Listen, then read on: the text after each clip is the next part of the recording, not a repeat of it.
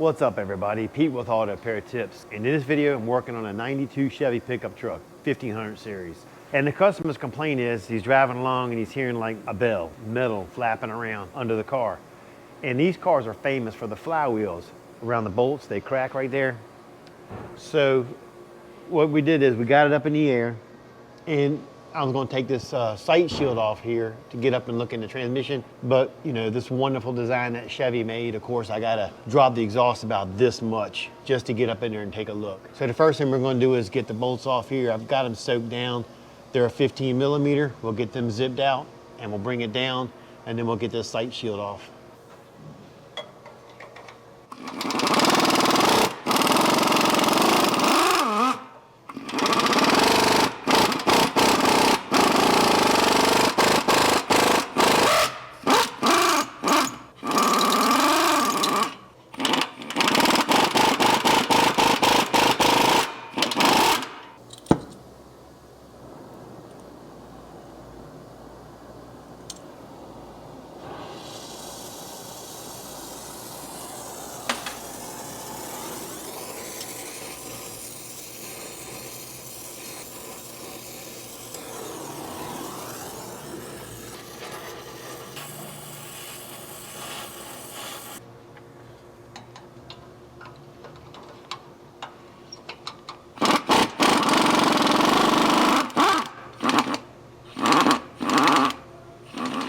What's mind-blowing is some of the bolts are 9/16, I think.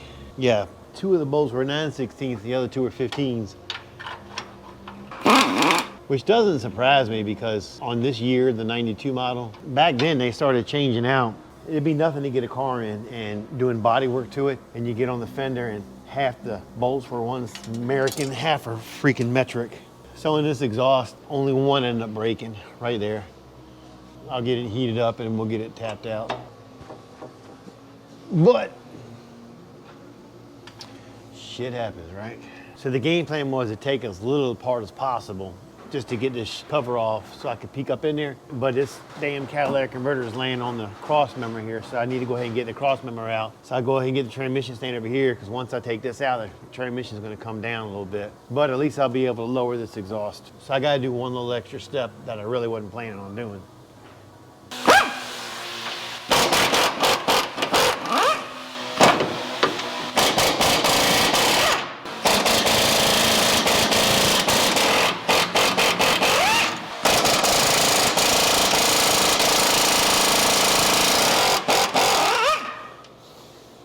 The transmission mount got a 15 millimeter bolt going through the bottom of it. Now I need to go ahead and raise the transmission a little bit so I can get this center brace out.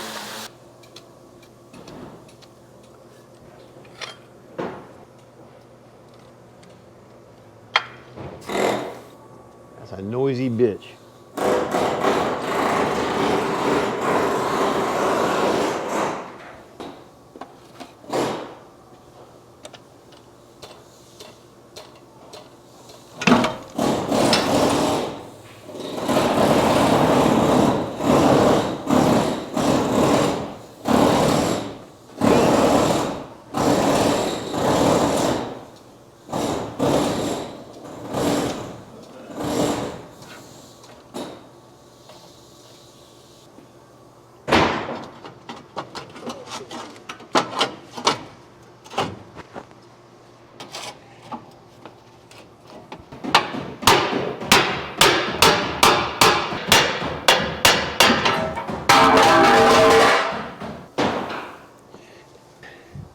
I think it needs a transmission mount.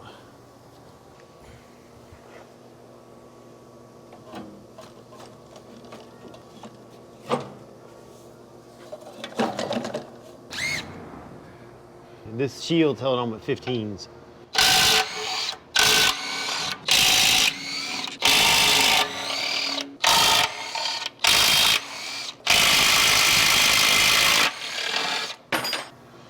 On the brackets, there's two 18 nuts just loosen up to get out of the way. Looks like one's an 18, one's a bolt.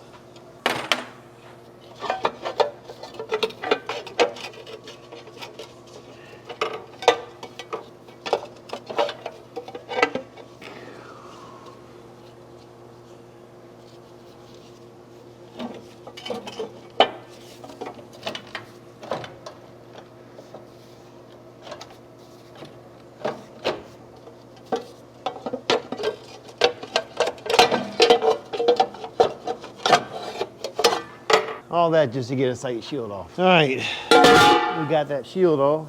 Now let me see if I can peek up in there, look at where these bolts go through. Something has got it. Something is rattling up in here.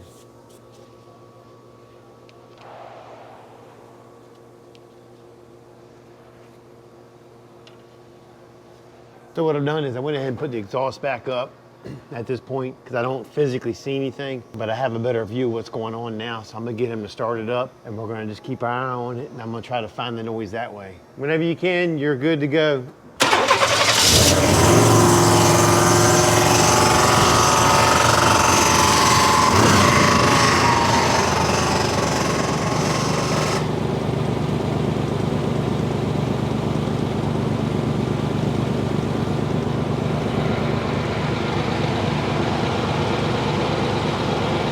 I don't hear nothing. There it is. So I couldn't get a good peek up in there to see any of the bolts are cracked or broken or anything. So I'm gonna have to go ahead and just lower this transmission and take it out all the way. We're gonna start by taking the drive shaft out. The U-bolt brackets are 7/16.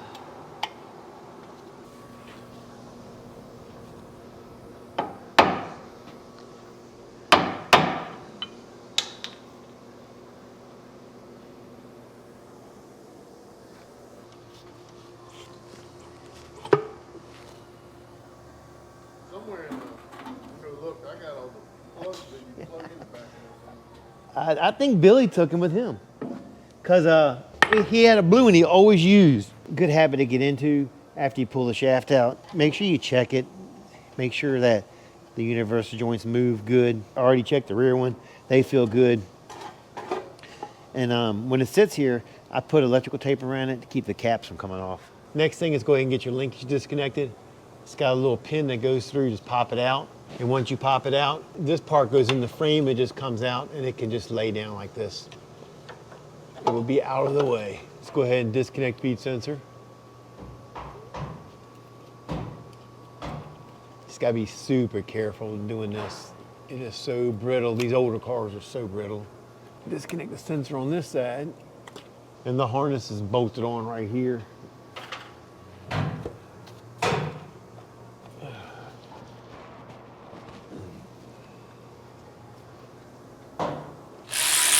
There's an 8mm bracket holding this harness on right here. Just take it off and let it hang.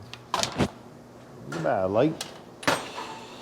Earlier I didn't disconnect the battery because I wanted to be able to start the engine to listen for that noise. So I'm gonna go ahead and bring it down, disconnect the battery, and go ahead and get that starter out. And go ahead and take the dipstick out too, because on some of the vehicles, you get it down to a certain point, it's easier just to pop the tube off. And with this dipstick through there, it goes through the pipe into the pan. It's a little bit of a pain in the ass. So go ahead and get that removed. So you see the fluid leak in here? I had a kit that had all the fittings that fit in here just like a drive shaft, and that way the fluid wouldn't leak. But one of my older employees who's not here anymore, I guess took the kit with him when he left, and I just now find out about it. So it looks like we're gonna have to get another kit. Starter bolts are 14.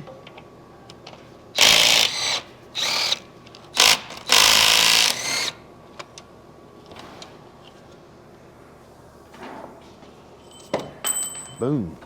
So getting ahead of myself, almost forgot to disconnect the kickdown cable. To remove it, it's just a little slide clip. You unclip it here and then go down here to the bracket, and we're gonna push the cable through. It's got two tabs that go through a metal bracket. We'll push those through. I say we'll just push them through, but you never know with these older cars. I use a little tool like that, and I go underneath it and just pop the clip upward.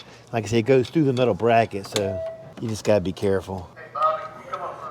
All right, now that I got that cable off, time for lunch. Goodbye.